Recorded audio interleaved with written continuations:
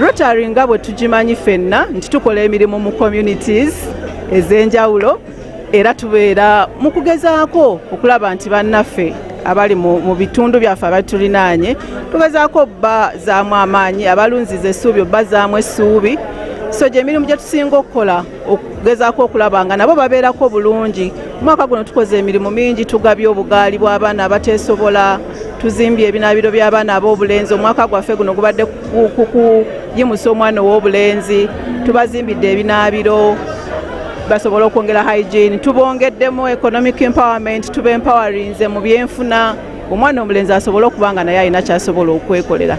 Tugenda kukola projects mu community zaffe, tugenda kukolagana na companies zonna eziri mu kira okulaba nti batukwatirako okukola project mu community era bwe tutyo tubeere nga tulina enkolagana n'abantu bonna ab'omu kira n'abatali mu kira naddala ng'ebusoga, ebuganda, ekyoli yonna tugenda kukola projects ezigenda okuyamba community yaffe.